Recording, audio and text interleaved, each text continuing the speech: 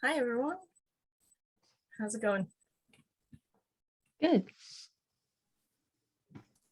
Hey, I think everybody who's here should be here by now, and they can feel free to join in. So just like to say good evening and thank you for joining us, to everybody out there watching on Facebook Live and anybody who tunes in later to watch it. My name's Erica Evely. I was the inaugural recipient of the Morrison Scholarship in 2020, and I'll be your moderator this evening for this panel discussion. The Morrison Scholarship aims to encourage young people to pursue studies and careers in politics and community leadership. And each year we award a $2,500 scholarship to a deserving student from Newfoundland and Labrador. This year's scholarship recipient was Rachel Hacko, and she's here tonight tuning in. Just want to acknowledge her, and maybe she'll give a little wave later on. This year's she's from Rachun on the Burin Peninsula, and we're pleased to have Rachel join us here tonight. If you'd like to support the Morrison Scholarship, I note that tomorrow is Giving Tuesday, and any donations would be greatly appreciated. You can make a tax-deductible donation on our website at morrisonscholarship.ca. And to anyone out there thinking of applying, be sure to follow us on social media for updates about our 2022 application process early in the new year. And without further ado, here are our panelists for this evening's discussion on municipal politics. So we have Greg Noseworthy joining us tonight. A lawyer by trade, Greg was a Ward 3 candidate in the last St. John's municipal election. He has served on the boards of St. John's Pride, Food First NL, the Coalition Against Elder Abuse, and works to promote access to legal information across NL. Jess Puddister is also here. She was a candidate at large in the last St. John's municipal election and is a passionate advocate for improved city planning, accessibility, and climate resilience. Jess is a dedicated community member and volunteer. She's also been involved with Municipalities NL. Brett Langdon is joining us here tonight as well. He's one of Newfoundland's all-time youngest elected politicians, becoming a town councillor this year at the age of 19. He has also been involved in the provincial and federal government and politics, and is currently studying business at Memorial University. And Andre Myers joins us tonight. Originally from Bird Cove on the Northern Peninsula, Andre became interested in municipal politics right out of university and became one of the youngest mayors in the province's history. In 2017 and 2019, he was also elected Small Towns Director on the MNL board. So we'll start off tonight with a few questions, and then later on we will hopefully open the questions to anybody on Facebook Live that would like to pop them in the chat or raise their hand, and I can direct it over to you. So other than that, feel free, please, to mute yourselves if you're not going to speak. And yeah, so let's start off with first question and go around to each panelist. So the first question is, how can we encourage more diverse candidates to run for municipal office? Maybe start with Andre. Sure. Well, it's just, and lots of times I found that we led by example. So, and even if, and if you don't see that, the slate of candidates in your municipal election as diverse as you'd like it to be, reach out to friends, reach out to people that you might know, encourage them to run.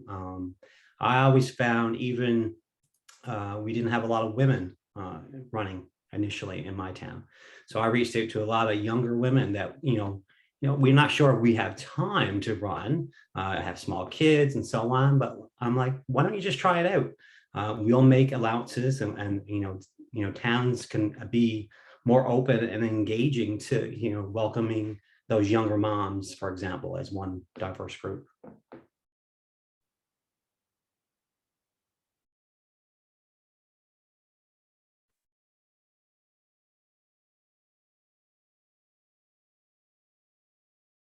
Sorry, I'm getting word from Ben, just a second, that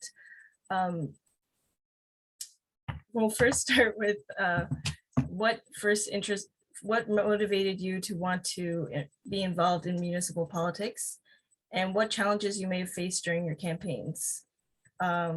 Also, how we can make structural reforms to the municipal election system to make more accessible to a broader array of candidates, which you just previously mentioned, but yeah, we'll get, I guess, more on that from you if you would like.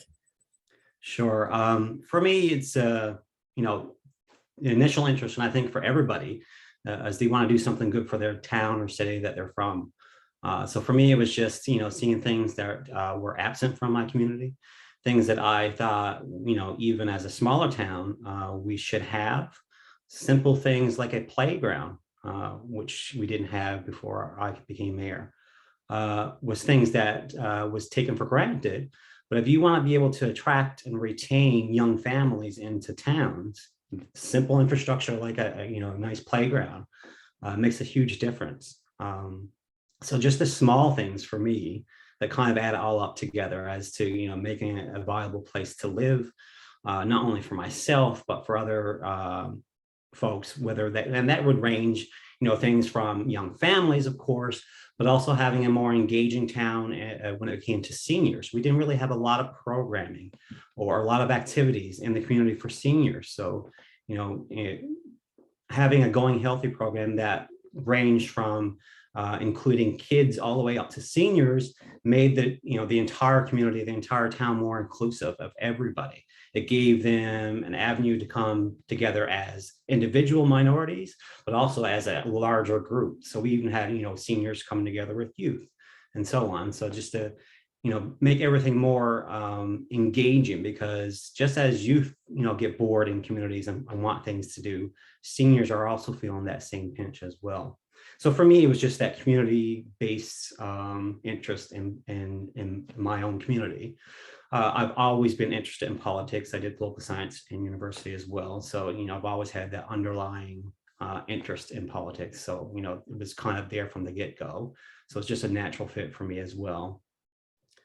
Regarding some of the other questions, and there's a couple more in there. No worries, we can get, Yeah, I'll go around to everybody else and ask what their initial. yeah, sounds like a good idea. Yeah, and then I'll reiterate that. So if you wouldn't mind, I'm going to move on to Brett and ask what first sparked your interest in politics. Yeah, so I've always been quite interested in politics, similar to Andrew mentioned there, but I've always been heavily involved in the community and whatnot. You know, I had a lot of people ask during the election just a couple of months ago, you know, when did you decide you're going to run? I said about 15 years ago. And, you know, there's been always a lot of support in the community around me. So, you know, when the opportunity arose, I want to stay in the community. So I figured, you know, what better way to do that than get involved and try to make the difference that I can. And, you know, the community is quite supportive in that. And, you know, it was quite, it's just something I always dreamed of to be here. And, you know, and now I am. And now the work starts, the fun begins. Great, thank you so much. Moving on to Jess, what motivated you to run for municipal? So I'll definitely start by saying that I didn't, like, if you had asked me if I would run for city council 5 years ago, I'd probably laugh at you. But I guess it started in 2017 when I was trying to get development regulations changed at the municipal level so that I could live in a tiny house, which generally isn't possible with most of our municipalities' development regs right now in the province. So I kind of had to jump into this world sort of cold and teach myself how to read and understand and discuss municipal development regulations, municipal planning, and municipal legislation to understand how to advocate for what I wanted and to support town councillors in doing what they could on their side to make my dream possible in living in a tiny house. And moving through that process, I realized that there is a lot that's controlled at the municipal level that has a direct impact on everyone's daily life. And most of us don't even realize it until you want to do something that's a little bit outside the norm. And so that was a massive wake-up call for me. And then because of all that research I had done, I'm actually like an earth scientist. That's my background. So just through the luck of the draw, I was able to find a job as a municipal climate change advisor, So it just kind of married my educational background and all the advocacy work that I've been doing. And so I've worked with town councils across the province, helping them assess their vulnerability to climate change and the steps that they can take to adapt their infrastructure and their approach to town planning so that they're going to be ready for those impacts and they'll minimize the damage that will be done by the impacts of climate change. And it became very clear very quickly that I believe that the most powerful tool in climate change response or climate crisis response is municipal planning. So like all of the big heavy hitters for carbon, which are like transportation, solid waste, and buildings, all these are controlled at the municipal level. So I think honestly, through my professional work as a consultant in municipal climate change, municipal governance is the most important level of government in my perspective.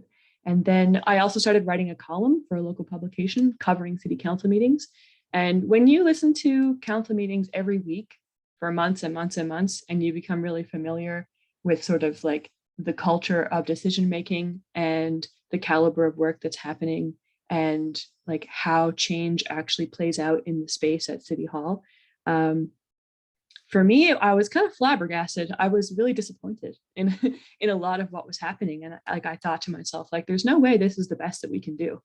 Like there's a lot of smart people in St. John's and there's a lot of hardworking people in St. John's who know that this place can be better and that like the status quo is not good enough. And like if we don't stand up and try, then how can we expect anything different? So all of those things kind of like intersected in my life over the last several years, and it led to me being in a place where I couldn't really not run. Amazing. Thank you so much. Greg, what motivated you to run? Yeah, I mean, I think hitting on a couple of notes that Jess just brought up, I definitely agree that municipal politics really taps into a lot of our everyday life, whether it's the roads we're walking, the sidewalks, the paths, the buildings that are going up, whether a business is getting approved. I mean, those are local economy things. It goes on and on, even things like hospitals. It's all subject to municipal politics at some level.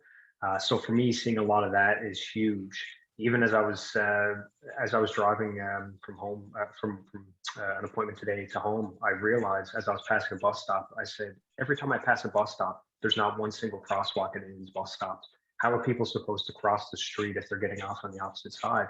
And that's a huge accessibility issue, but we don't see a lot of those things being brought up. And just seeing that and having my background, my legal background, wanting to take that and put it forward, because you don't get a lot of, you don't get a great deal of opportunity to get certain types of professionals to enter political spheres at a municipal level.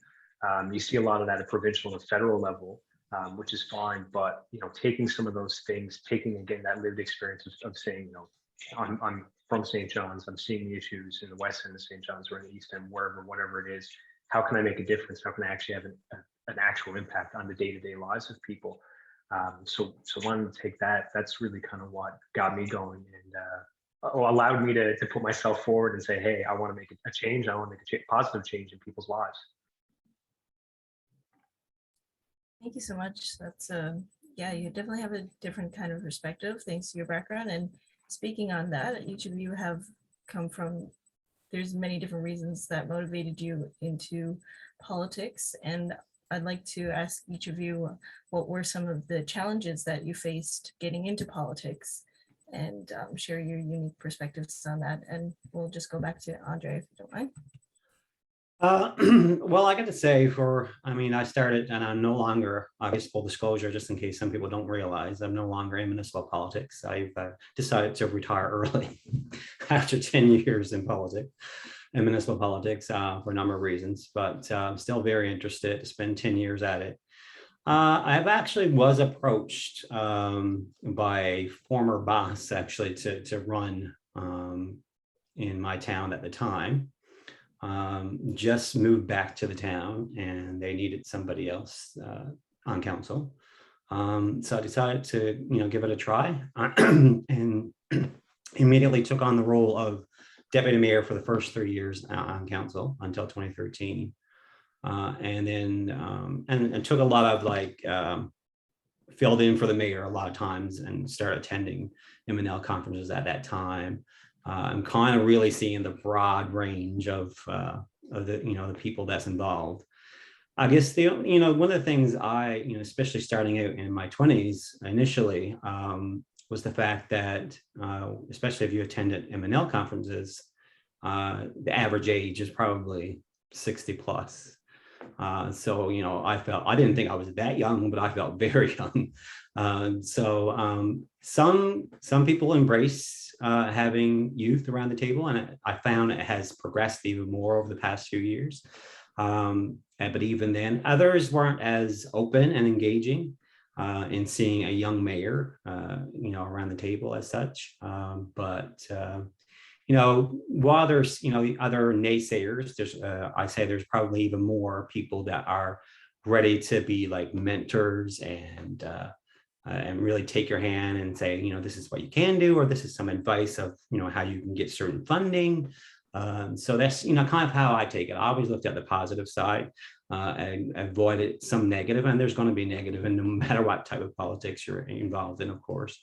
But there's certainly lots of positives, and I'm finding more and more now that as we're progressing and there's more and more people getting interested in politics, there's more and more people running for politics as mayors, as councillors, as deputy mayors, as well, that it's growing more and more every year. And even in the 2017 election, we've seen a huge influx of youth coming to the M&L conferences at that time after that election, and the amount of people that ran and or were elected in 2021 too was very, very encouraging, I guess, to say the least.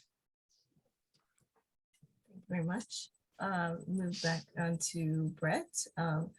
Share with us any challenges or exciting experiences that you're faced with as a young person who just recently got elected. Yeah, I know for sure. And, challenges I face is in the community, obviously we have about 5,500 people in Deer Lake, where, and I remember someone saying that you always think you're more popular or know more people than you actually do at the beginning. So, throughout the campaign, we knocked on pretty much every single door in the town, and I was still amazed by the people I didn't know, and, learning these people or meeting these people and, learning what they do and the concerns of that they have in the community. And, that although it might vary from mine, we were able to find a lot of common ground in the discussions, and, but overall people were very supportive of what we were trying to do. As a young council, I kept hearing that door after door after door that, we need more young people in the community. And, we have an average age on our council of 42, which we believe is one of the youngest in the province right now. I like to remind the councillors who brings that number down, but no, I think people in the community were very engaged with that, and people like that, so they were very supportive. Those the challenges, I'm going to be honest, it wasn't that nobody was too tough on me, thankfully, because first time around, young, so I might have some more challenges in the next 4 years, but For sure. Can't wait to see where it takes you. So moving on to Jess, as a woman yourself, maybe you face some unique challenges, but on top of being a young person running for council, would you like to share that with us? Thanks. Yeah, I can try. Like when I was reflecting on how to answer this question, I kind of kept coming up against the same kind of thought that like it's very difficult to separate like just who I am as a person from being a woman or being 31 running for council. But I have to say, like now having gone through it, that a lot of the barriers and challenges that I imagined were going to be difficult actually weren't really a factor. It was really mostly my own imagination and my own fear that was the biggest barrier. And it was the biggest one for me to overcome. I definitely had to be asked to run repeatedly, like by many people. And like some people, like it started last fall. So like I'd say, God, like 9 months before I actually announced publicly people started reaching out and asking me. And some people checked in like every couple weeks, like, hey, Jess, are you any further along with your decision? Like, and it was really, really a difficult process for me of arriving at like, okay, yes, I'm going to do this. I was really nervous about not being able to handle the rudeness and the belittling from the public that I had heard about and I had seen like play out, especially on Twitter. As it turns out, people really weren't nearly as bad as I thought that they would be. I mean, I knocked on doors every day for like more than 3 months. And in all of that time, and like, you know, anywhere up to 6 or 7 hours a day, like some days as it got closer to the election. And in all that time, I think I personally knocked on like over 4,000 doors, and I only really encountered like 2 arseholes the whole time. But one of them, I mean, it was gender-based. There was an older gentleman who said to me, "What's with all the women running in politics these days anyway?" And I was kind of just like a bit of a deer in the headlights. And I like, you know, was like, well, we're like half the population. Isn't that a good thing? Like, and he's like, I'm not so sure about that. And then I had to sort of like decide whether or not I wanted to continue to engage with him or just walk away. And, you know, I chose to stay and talk to him about representation and the value of diversity around the decision-making table and how that leads to better outcomes for the entire community. I don't know if like that was all lost on him or not. It definitely left me pretty rattled after I left the door. But I mean, when you look at the big picture, like that was like 0.001 of the entire experience. So like, I think, you know, it's kind of inevitable you're going to deal with rude people of some sort. So I don't know if I can say that I had a harder time as a woman in that respect. And I don't know that being a young person really hurt me either. Like, I think a lot of people were really refreshed. They were really excited to see someone my age who was putting themselves out there, and especially seniors. Like, I feel like of all of the conversations that I had and all the interactions I had, one of the most memorable things for me was like just seeing older folks' faces light up when I showed up and told them what I was doing and told them what I wanted to pursue if I was elected. And like, they thought that that was so refreshing, and it really made them feel hopeful. And that actually was an enormous fuel for me in moving forward through the campaign. I had no idea where the money was going to come from when I started, and I had no campaign team when I started. All I had was some pretty serious convictions. And I managed to find a website developer and a graphics person. That was it. And I worked with those people for about 2 months prior to announcing publicly that I was going to run. And like at the point when I announced, I had $0 in the bank account. So like all of that was really scary. But I knew going into it that it was going to be a mountain of work, and I was going to be putting the wheels on the bus as I was driving it. And so like that volume of uncertainty is intimidating. But like I said, like it was really just the fear that was the barrier, not the reality. Because as I started taking steps forward and as I started knocking on doors and putting my policy platform live and you know, calling open line and like doing all the things that you have to do to get yourself out there and get yourself known, things just kind of started to fall in place. And the one other thing I will say in terms of a challenge was like figuring out how to use my voice authentically was a bit of a mind bend, sort of like post public announcement. So like up until I called Patty on that fateful day and told him that this is my plan, this is what I'm going to do. I was not afraid at all of saying my opinions in their raw, uncut form in the public sphere. And I guess like people sort of came to expect that from me, and I was known for saying it like it is.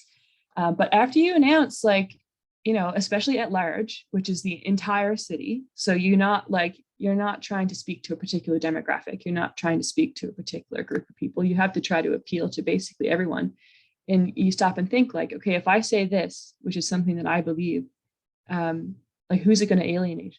And like in the way that I say it, like how is it going to be received by people who feel differently? And so I kind of got really quiet for the first few weeks after my public announcement, because there was a recalibration and an adjustment to how I use my voice publicly in an authentic way.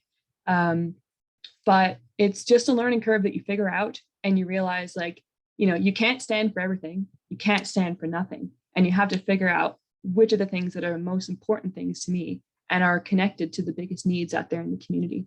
And, knocking on doors every day and writing policy, like inevitably is going to lead you to the answers to those questions. So yeah, I don't think that there's any barriers or challenges that are insurmountable. I think that just talk to people who've done it before. And everyone that I talked to who'd done it before was enormously generous and kind and gave me all kinds of time. I had like tons of coffees and tons of phone calls with other candidates who'd run in the past and either won or lost or have had long careers in politics. And politicians love to talk. So it's a really good resource. Reach out to people who run before. They'd love to talk your ear off. Thanks so much. That's great to hear. Yeah, for sure. The biggest challenge is definitely just yourself. And once that happens, I mean, it's nothing that anybody else hasn't done before that you can't get advice on. And I think that was some great advice that you just gave us. So thank you. And last but not least for this very question on challenges and some exciting experiences that you want to share with us, Greg. Yeah, I mean, I think one of the biggest things, and Jess, you kind of alluded to it there a bit, I think financially, and this is something I think we can certainly get into more discussion on tonight as the evening progresses, but I think finances are one of the bigger issues for a lot of people as a barrier and a challenge. I myself work in the nonprofit industry. I'm not working at one of these corporate law firms, so I'm not that guy that's pulling that big, 6-figure salary or anything like that. So, when you're putting your own finances out there, you're certainly putting yourself at risk too. And I think that's always something you got to be mindful of. It was great knocking on doors and chatting with people, and like Jess said, a lot of them would be really supportive, and people would say, geez, I really want to help you out, here's $50, something like that. And it mightn't seem like a lot, but it really can go quite a ways. And then as that builds and keeps going more and more, you get businesses reaching out to you who are more affluent that are able to help prop you up even more, which is great, because again, when you're a young person getting out, I think one of the bigger challenges when you're going against either incumbents or career politicians, the reality is they've got that base, they've got those connections, they have that financial stability that a lot of us don't have who are young in our careers. And I think that's one of those things that we just, we don't talk a lot about, but financial barriers are a huge issue for a lot of younger people getting into politics. If we talk about single moms, another good example there where you have somebody who only potentially and most likely has one income and supporting additional people, that's a huge challenge. So I can't speak to that, of course, but I can certainly say that, finances, I think, are one of the biggest things. Other ones, your knuckles are going to be really sore, knocking on doors. That's a huge challenge, especially in St. John's where there's so many doors to knock. And there was a lot of doorbells, but there weren't enough, I'll tell you that much. So get your knuckles ready. But other than that, when I think one of the largest, two of the bigger issues, I think one which was unique to this past election, and who knows where it'll be in a couple of years, but COVID was a real issue. And that was making sure when we were going out with the team, everybody had hand sanitizers, everybody had masks, we were social distancing, doing all these types of things. And then, of course, as the vaccinations start to roll, making sure team members are vaccinated. If anybody's vulnerable, how can we get them into helping out and assisting, but also not risking them, because that's a serious thing. You don't want to become a super spreader as a candidate. That's the last thing you want to have. Very fortunate, of course, with being able to knock on doors, step back a few feet, keep that distance, and you're outside and everything like that. But that was a serious issue too, and I know a lot of people had to grapple with that in different ways. And keeping all those things in mind, whether we're talking the finances, we're talking about COVID, keeping that in mind, trying to call in an open line, getting your Facebook, your Twitter posts out and all that stuff.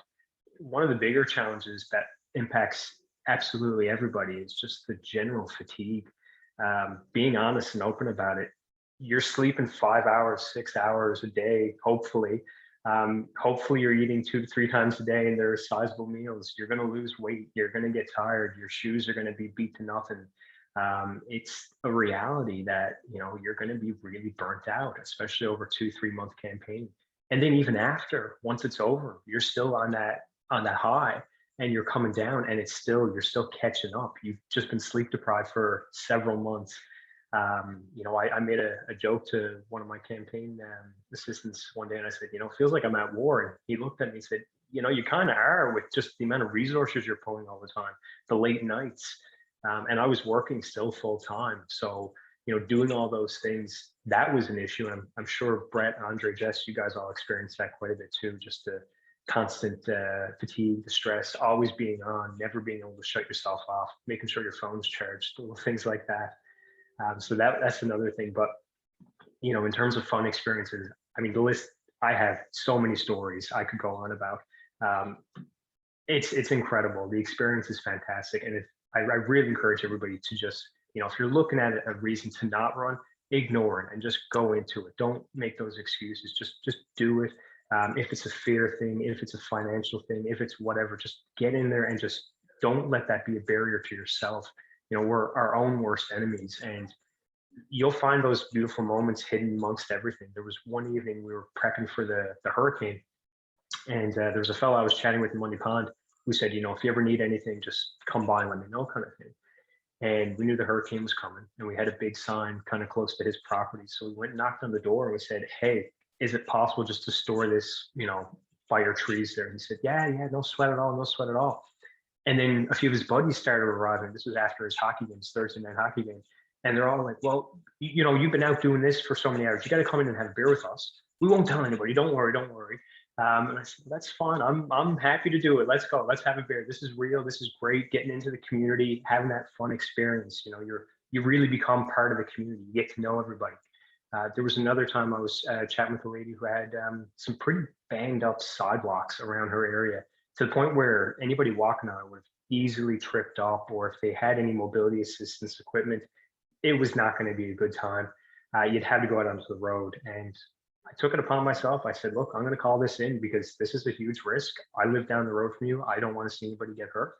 Called it in for her. And then within 2 days, I got a message thanking me for, you know, the city coming by and just patching it up. So you can have those positive impacts, not get elected and still have that positive impact. Become part of the community. Share that story of having a drink with some folks in the community after their game of hockey or whatever it was. You know, there's so many of those different things that you can just really enjoy. So, you know, no matter what challenge or barrier you're looking at, I really just encourage everybody, push through that, put it on the wayside, put it on the back burner. Don't think about it. Go for it. It's a great experience. And when it's all said and done, you're not going to be kicking yourself for having run. So definitely get out there. That's great. Thank you so much. And speaking on like some of the challenges, let's talk about some ways that some structural changes we can make to improve our municipal politics and to make them better, more accessible, and more diverse. I know Andre talked about that a bit more, but we can elaborate on that more, starting with Andre on how to improve municipal politics and make them more accessible. Well, Greg touched on one immediately, and that is the financial aspect. I won't reiterate that, but that's a huge impediment for a lot of youth running for any office, is the financial aspect of it, and the investment that you got to make beyond the time commitment that you have to make if you had a full-time job, and so on. You know, it's certainly a lot. And even after you're in politics, and I've done it for 10 years, and I certainly had lots of struggles where I felt like I didn't want to run again, or I didn't want to be in politics anymore. But looking back now, I wouldn't change it for the world. But, you know, if I went back 10 years again now, I'd run again, and I'd still go for the 10 years. And there's nothing saying I won't run again in the future. I'm still young yet. But I'm happy to take the break. But I mean, there's a lot of barriers. There's also another one is electoral reform when it comes to first past the post system. We need to look at a proportional system where we give everybody a more equal. I mean, a lot of people looks at we've done things this way all the time, so we'll keep doing it that way. But that's not necessarily what we should be doing. We have a lot of great examples all around the world where they're using proportional systems and they work much better and they give more diverse councils or governments and so on, because it gives more equal playing field in my opinion. And I can go on, but I'll give some others an opportunity to chime in because there are others as well, and I'd like to hear from others. Sure. Well, we can move on to Brett, especially where you're still in university. I'd like to hear some of your ideas on structural changes to make municipal politics more accessible to people like yourself and anybody else. Thanks. Yeah, no, for sure. I think we are moving away from, that old, white-haired, white male man politics that we have seen in the past. I'm just looking at the sheets here in front of me. We had 12 candidates running our last municipal election. And, it was split right down the middle, 50-50 with male and female. And, there was 3 female elected and 4 male. So, pretty much even across the board as well. But there was a lot of engagement this time. And in terms of the voters as well, voter turnout was pretty much the same at 60%, which is fairly high for a municipal election. But people were excited, and I think we did do a good job at trying to get people engaged and accessible. And it just had to do with the group of people that was running. People were excited in the community, and I think it stems down to what we're doing as a community. And like I said, we 2 elections ago, I think the average age on council was about 65, and now we're down to 42. So people are seeing these. We have working moms, we have, they see them at the hockey rink, they're involved as a counselor, you see them at the park, at the golf course or whatnot, and people are always involved now. So, people see, okay, if they can do it, we can do it too. So we are seeing a very much younger demographic getting engaged. We can always be more accessible and diverse, but I think we do have a good start here and a good foundation that hopefully will translate, in every election moving forward. That's great. Thanks. Yeah, Jess, if you want to jump in. Yeah, totally. So I agree, democratic reform is a really important topic, and there are a lot of changes that I think are needed in order to see our elected representatives actually reflect what people want. So, I mean, we talked about spending and the financial barriers and that kind of thing. And just out of curiosity, I went and looked at the campaign finance numbers that were released by the city of St. John's, just to kind of get a better perspective of what my co-candidates were spending compared to me. And so I mean, just for full transparency, I spent just over $19,000 on my campaign. All of that was donations from individuals in the community. I said no to corporate and union donations because I believe that elected representatives should not, hold the wishes of businesses over individuals in the community. But that was very near the spending cap. And if you look at the people who won in my at-large race, the expenditures were all much less than what I spent. So Maggie Burton, who came in first, and she was head and shoulders above the other candidate, she spent about $11,000. And then Sandy Hickman spent about $12,000.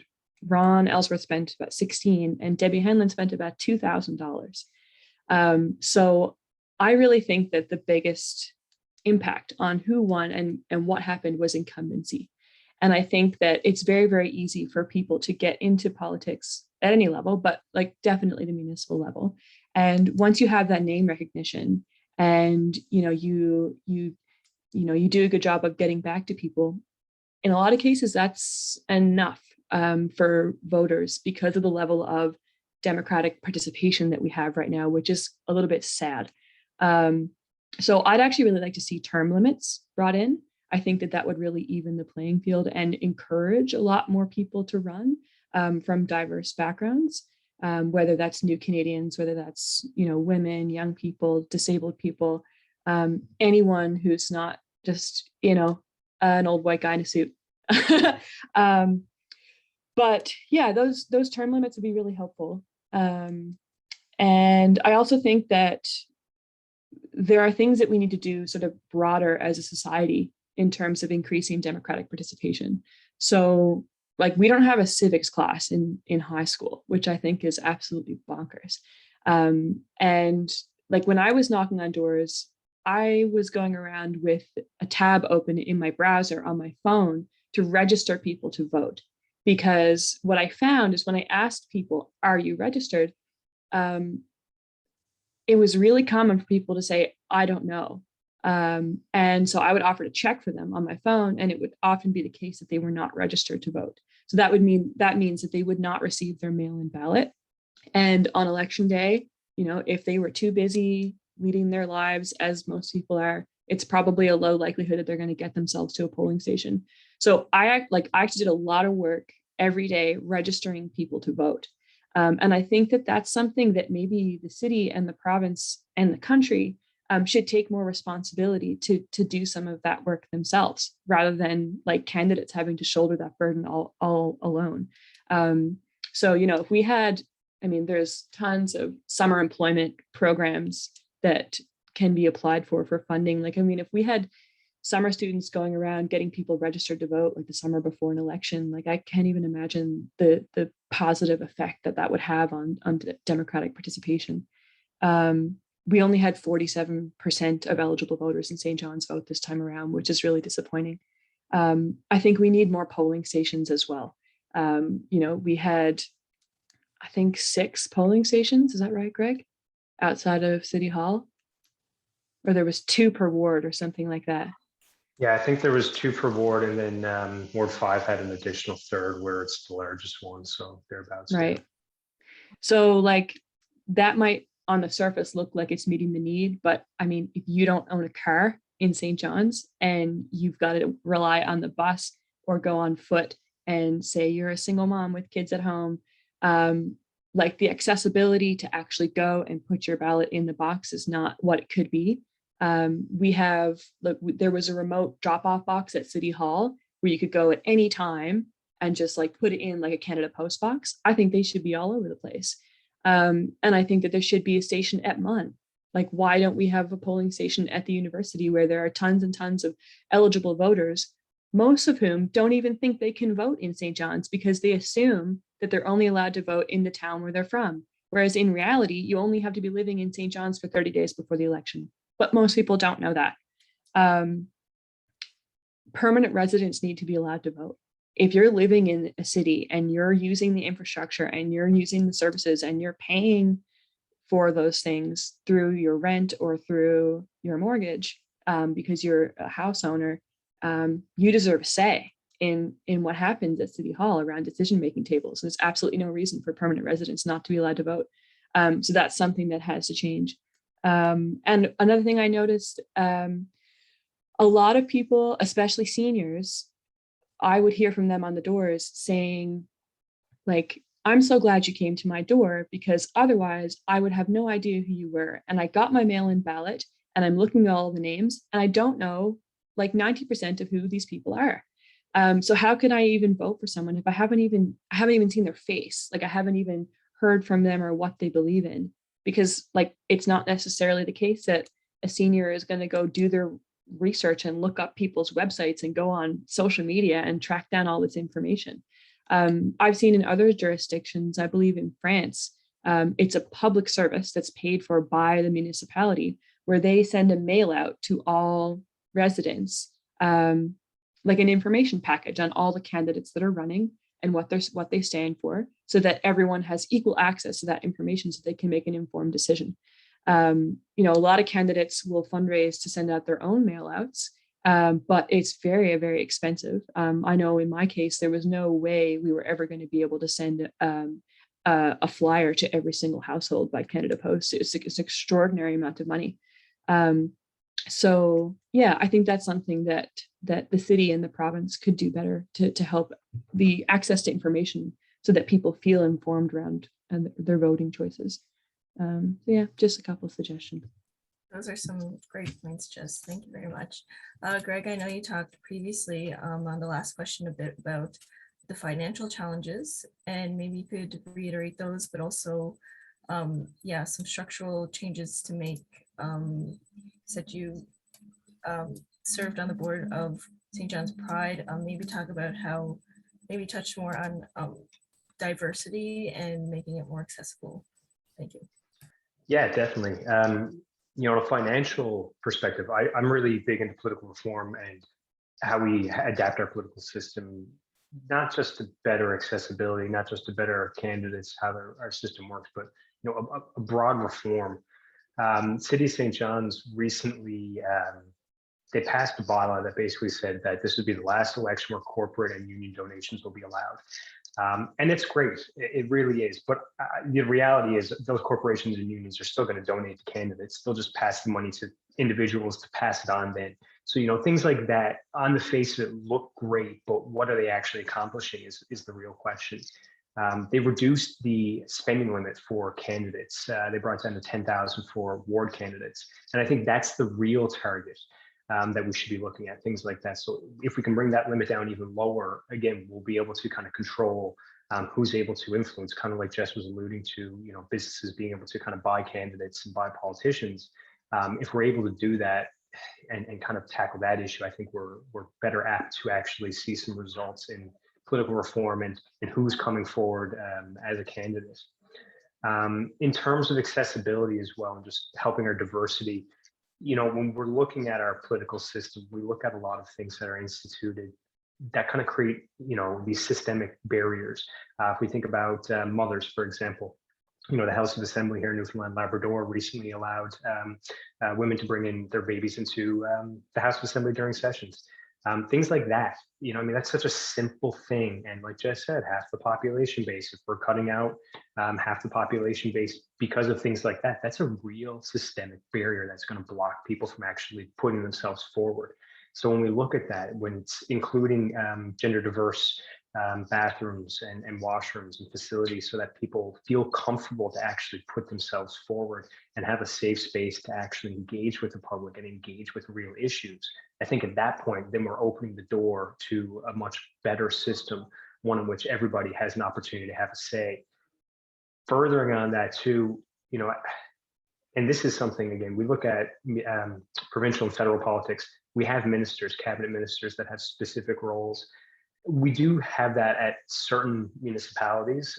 It's a bit different depending on where you go from town to town, city to city. But why not have positions, dedicated positions where we have people that are going to advocate for a particular group? Why don't we have a youth counselor, somebody who needs to run between the ages of say 18 to 30, and you can't have that person who's 50 coming in, that incumbent coming in. I kind of grapple, Jess was talking about having a term limit. I kind of struggle with that one a bit. You know, if we look at our court system, we do have that. When you hit 75, there's a mandatory retirement.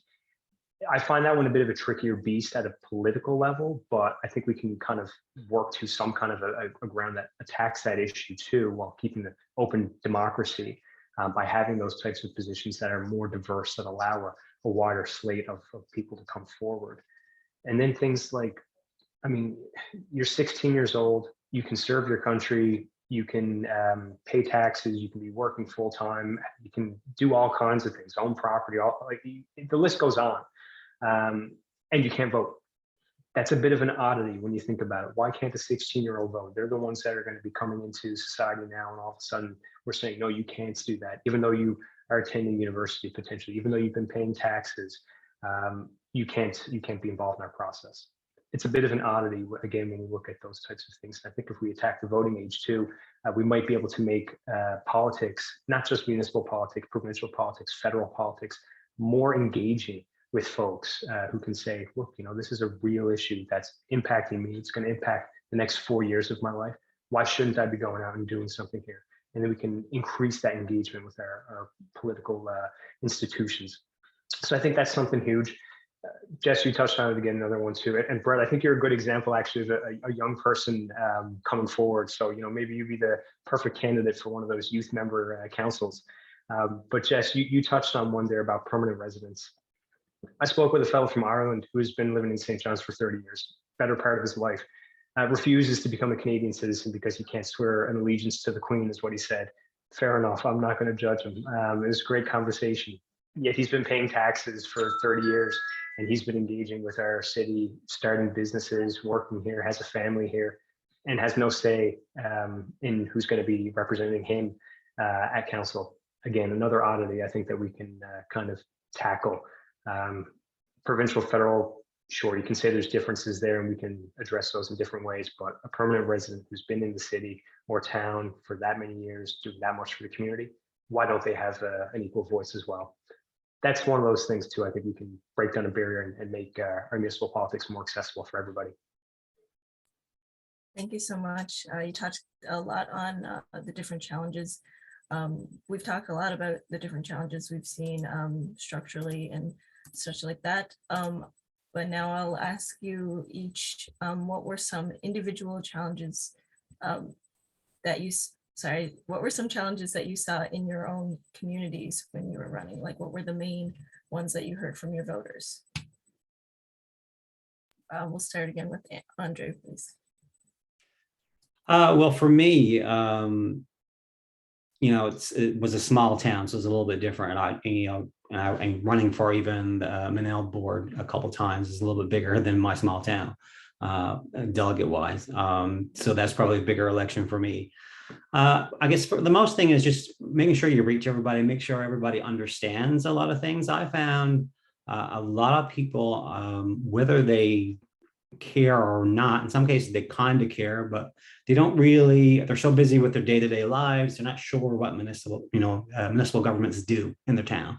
They know they get charged taxes every year, they don't know what for and how much it costs to run the water and sewer system, how much it costs to do the road work every year, how much it might cost just to do repairs or garbage collection, just a simple municipal services that a lot of people kind of take for granted in their day-to-day life until something goes wrong. But for the most part, for me, I didn't have a whole lot of challenges. There were some roadblocks. In my case, both on a small town perspective and even in provincial scale, where I ran into some older folks that were a little bit closed-minded. But again, I didn't engage in that type of stuff. So I just looked for ways to go around it. And I had many more people, whether they are seniors as well, or people that's been, mayors for 30 years in some cases, be just as engaging and be mentors to me as well. I mean, I look at, who the former president of municipalities, Newfoundland and Labrador, Mayor Tony Keats, who started when he was only 25 years old. He's been on council now for 25 plus years. But he first, when I came there, he was kind of a mentor to me. He kind of took me by the arm and said, this is what you can do. Just be your authentic self. Make sure you reach out to everybody. But as opposed to saying, we don't need another younger person or whatever on a board or whatever, he was more of a mentor to me. So, people like that. And there's a ton more of examples where people were more engaging, more encouraging than anything, as opposed to the couple that might kind of try to drag you down or go against everything you're trying to do. Sometimes it becomes frustrating. I got to say, there's lots of times when we're applying for funding or we're trying to get certain things from the provincial or federal government, when we don't have a lot of resources ourselves, it becomes very frustrating, and you have to work around a lot of red tape in some cases. But my motto was always to keep an open mind, be positive with everybody. If it doesn't work one way, well, then you backtrack or you regroup and you find another way to make it work, and you move on. And with that, I was pretty successful. I didn't accomplish everything I wanted to do because I would probably need millions and they'd never give me that much money. But I certainly accomplished a lot in my time there. And what I would say to anybody interested, in politics in the future, they might look at the frustrations, but I'd say look at all the positives. Every little impact that you can make, whether it's just helping the lady that needed that sidewalk work done that she didn't know that she could call 311 and get the city to come to repair it. Just having somebody in the community to reach out to do that community aspect is what it all comes down to, because at the end of the day, we have these 3 levels of government, but municipalities are the grassroots. They are the community level government. And they are probably the ones that will affect the day-to-day life of everybody more than any other government in the grand scheme of things. Thank you so much. So this didn't mean to put you on the spot there. This question is for anybody who wants to answer it, but what were the biggest concerns you heard from voters in your community on not just you running as a candidate, but like concerns on a broader scale, I guess? Anybody who wants to jump in? Thank you, Andre. I can jump in. The one thing I think that stands out that was a problem in every single neighborhood that I visited was street safety, and the speeding that takes place in the city of St. John's, and sort of the repercussions that has on people's daily lives, whether they're comfortable letting their kids play outdoors, or if they're comfortable riding their bicycles, like to go places in the city. That was something that really kind of blew me away. I mean, like we know that speeding is a massive problem in the city of St. John's, but I think like knocking on doors and hearing how pervasive this issue is really hit it home for me, how car-centric the city has become and what that has meant, like socially, economically, and environmentally, and how it ties back to planning decisions, like municipal planning decisions that have been made over the last 20 years in particular.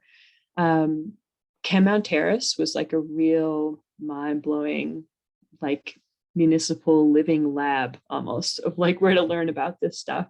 Like if you don't own a car in St. John's, basically trying to meet your everyday needs is incredibly stressful. And you end up having to like take your own life safety into your hands sometimes in the winter, like by even trying to walk somewhere.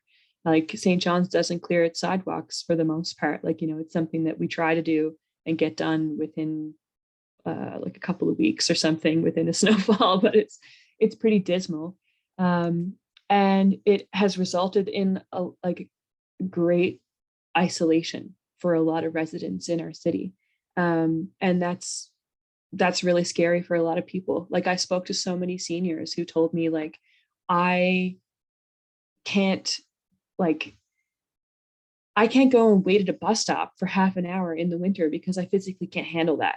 So like I have to wait for my son to be able to come and drive me to the grocery store. So like I have to be really careful about like making sure I get enough supplies because I don't know like necessarily when the next time is going to be that it's going to be easy for me to get there. Minimum wage workers have told me that like the bus system basically is impacting their credibility on their CV because they can't reliably show up to work on time because the bus system is so bad. And like that should not be a reality for any metropolitan city in Canada. Like there's myriad problems that I heard on the doorsteps of St. John's, but most of them relate back to how we've invested in city planning. And the decisions we've made that fall under the assumption that everyone has a car. And so whatever we do, we can make that assumption and it'll be fine. And that's not the case. And like the affordability of living in St. John's is getting worse all of the time. And car ownership is becoming farther out of reach for more and more people, especially for those on the fixed income. So yeah, I'd say that's the biggest one. Thank you so much. Yeah, that's great to share, just for those who weren't very aware. And this will be like the last question. Anybody can answer it. And touching on that, how can we improve our service delivery in smaller communities? Is amalgamation or regionalization a realistic goal? And I know this is a touchy subject, so anybody who wants to jump in on that one can go for it. Well, I'll certainly jump in because I certainly have lots of experience with small towns and regional governments, or trying to attempt to find some idea of regional government in rural Newfoundland. I personally believe in order for especially rural Newfoundland and Labrador to survive, it has to adopt some form of regional government. I don't like the idea of amalgamation because while we have some great examples, throughout the province where amalgamation has happened and it's helped. I don't think a lot of municipalities around the province want to entertain that per se, but we need some kind of a regional service delivery even type model where we have it in some extent with the regional waste boards. And I know there was one on the Northern Peninsula that also did regional fire service delivery under that same regional service board as well. So this is things you can build on. One of the greatest stumbling blocks I found in trying to entertain that in my past region and in a lot of regions through the province is that you have a mixture of not only municipalities, but local service districts and unincorporated communities as well. And while the government would love to see towns and LSDs and UIAs, we call them, come together on their own. In lots of cases, it's probably not going to happen entirely. Everybody cooperatively coming to the table, unless everybody's on a fair playing field. Right now, there's some LSDs, or the majority of LSDs and UIAs get all their snow clearing and stuff like that provided by the provincial government, just as one example. So we have to look at a way. No, we don't want to take anybody into anything kicking and screaming necessarily either. But how do you make, for example, a town like Bird Cove, where it's the lone municipality, the next municipality, it's about 20 minutes north. And then you have about 15 LSDs and UIAs. And even the LSDs are probably LSDs in name only and non-functioning. So how do you make non-functioning communities that barely have any, formal gatherings come together with a municipality when they feel we're getting a lot of this old mentality where they feel, oh, the town wants to take over. Where you look in Northeast Avalon, well, St. John's just wants to amalgamate everybody, and St. John's will take everything over, and then everything will be a mess. I don't think that's necessarily the case, but so for me, I think we have to find, and we've been talking about it for years. I studied in university. I feel like we need to just try something, whether it's a couple different service delivery models in a couple different regions. Try something for a few years and see what works, what don't work. And instead of just keep talking about it in circles in lots of cases, because there's lots of great examples out there. I feel that there's probably not one model that fits all, but we need to try something. Yeah, I'd definitely like to hear, I think, Brett, you're going to speak. I'd definitely like to hear from you, being from Deer Lake and all. Yeah, so for sure. And I think our, situation in Deer Lake differs from that in St. John's, obviously, and in Bird Cove as well. We are a regionalized center for the area. We see that, communities immediately, bedroom communities, we call it, adjacent to us would be, Reedville, Cormac, even Pasadena, and potentially a little farther Howley. And, even right now we see that we are a shared regionalized, in an informal capacity right now, with our clinic, with our recreation center. And even right now, just recently, it started just prior to when I got elected, that we currently have one municipal enforcement officer in our community. We almost needed two, but not quite. Communities like Pasadena, Steadybrook, potentially, Reedville North need a municipal enforcement officer, but not on a full-time basis. So, now we have a second municipal enforcement officer now, half-time in Deer Lake, about 50%, and it's shared throughout the other communities. So, everybody can now have access to this particular service that would normally only be available in larger centers because of the feasibility of that. And, we're also seeing it with funding and stuff. And, right now we're currently starting construction on a, multi-million-dollar new annex for the facility here, right next to our swimming, bowling alley and ice rink. That, a typical community of 5,000 people wouldn't have, but because we can service other communities such as Reedville and Pasadena and have, a kind of a metro population of almost 10,000, 8 to 10,000 people, that we can allow these services to come to the area in a regional capacity. And we're looking at it right now with the clinic as well. So it is becoming more formal. And as Andrew said, nobody wants to be the guy who walks into the town and tears down the street signs, with their town names on it. But, it can happen. And, I think we are a shining example of that province-wide, and we continue to do a great job at it. And, I think in turn, it benefits everybody. It provides a service that we wouldn't be able to have by ourselves. A small community definitely wouldn't be able to have. But if we all share and work together, that we can do it. And even, just closing on that, right now, we, economic development officers, which typically, is something only larger communities have. We have one full-time on our staff that's willing to help out other communities in the area, because I'm a firm believer that if everyone's succeeding, or everybody can share the same success of each other. So, if we work together, we can find that. Thanks so much. Okay, Greg, go ahead.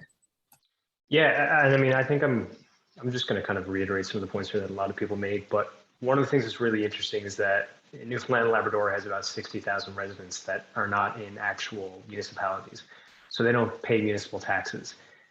That's 60,000 people roughly that don't have direct fire services. They had to source it out to other towns and communities. And sometimes those communities and these residents who aren't in another township, they get into fights, and you see issues where there's literally homes that just do not have fire services. So if the home goes up in smoke, nobody's coming to put the fire out. That's a really dire issue for a lot of folks because they can't get insurance if there's no fire service. And if they lose their home, they've lost everything. That's it. It's game over on that front. That's a real issue that a lot of people don't talk enough about. And this might be something that regionalization can actually, effectively cover. Now, I'm not going to say I'm necessarily for or against either way, because one of the things I would particularly like to see is that if this were to ever happen on any level, we need to make sure that these smaller towns don't lose their voice and their ability to tackle issues that are near to them.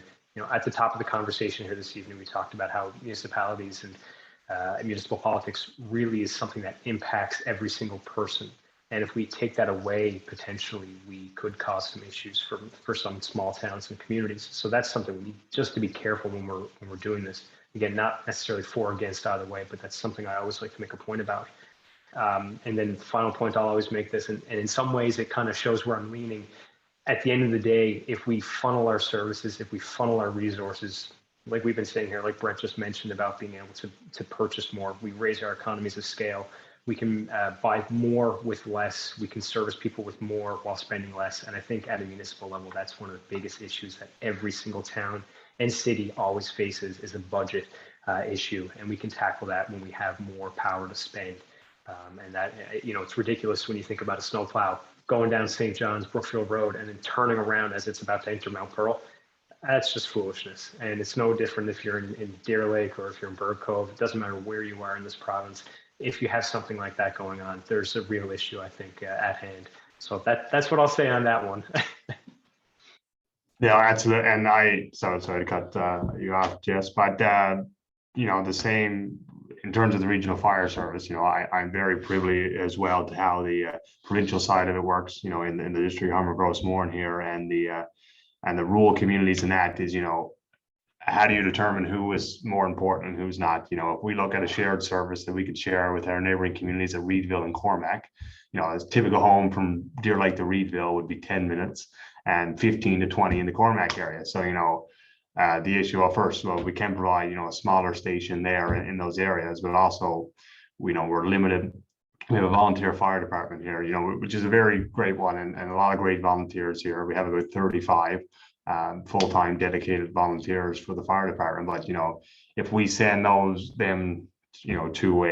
volunteers to a fire in Reedville, and then we no longer have the capacity to serve our own community. So there's definitely a fine balance there. And the regionalization of the fire service, obviously it's a very costly one to the provincial government and to the municipalities, but how do you find a safe alternative for everybody?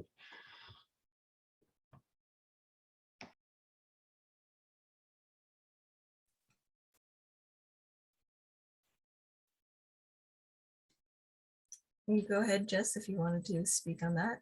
I know you wanted to jump in. Okay, yeah, I won't say too much. I know we're at the end of our time. But I think it's important just to make the distinction that regional governance would not necessarily replace municipal governance.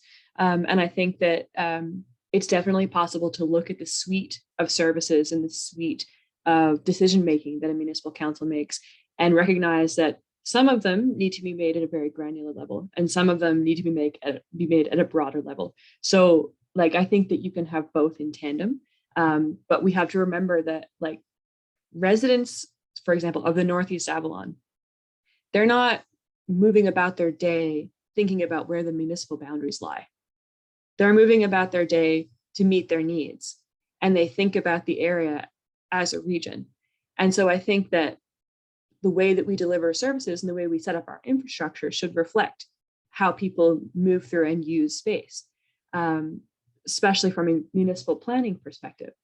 So what Greg said is absolutely true. Like, a snowplow shouldn't stop and turn around at an imaginary line because like that's what we decided made sense.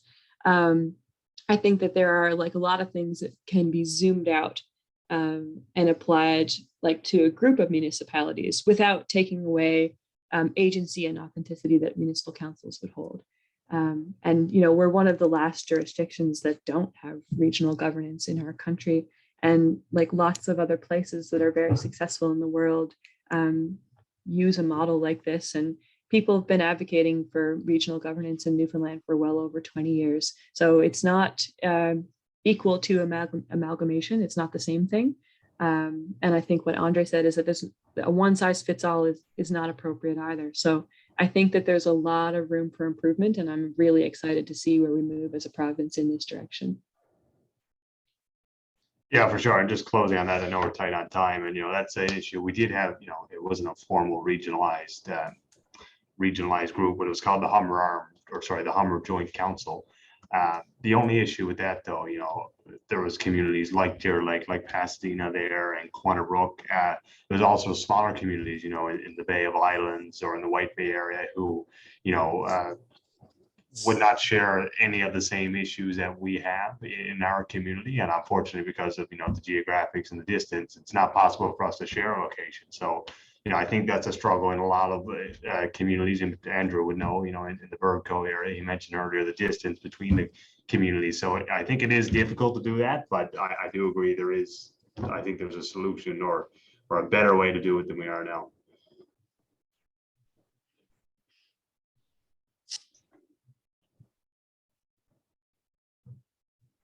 Jess, I'm not sure if you wanted to add on before. If not, we can clue up. All right. I know we could keep talking on things like these all night long if we had the chance, but I'm glad that it generated a lot of good discussion. And in the comments on the Facebook Live, it's generated some great discussion. So I'm glad that this panel could spark that tonight. We touched on structural changes to improve municipal politics, political participation, its ups and downs, challenges that you faced, how we can improve diversity and accessibility. These are all great things that we need to be talking about as young people, as former counselors, as hopeful candidates. Everybody should be talking about it. And we hope we can continue these discussions with perspectives like you guys. So thank you for joining us all tonight. And thank you for everybody who tuned in. Thanks to Ben behind the camera, making sure we didn't have any technical issues. Thank you to Rachel for joining us tonight, our recipient of this year's Morrison Scholarship. And hopefully we can continue to have stuff like this. Thanks to support to the Morrison Scholarship, which any donations would be greatly appreciated. And thank you for giving your time tonight. I see, Brett, you are taking a picture. I'll just print screen really quick so we can share that. So 3, 2, 1. Perfect. Thank you so much for joining us. Have a good night. Stay safe. Thank you. Thanks, guys.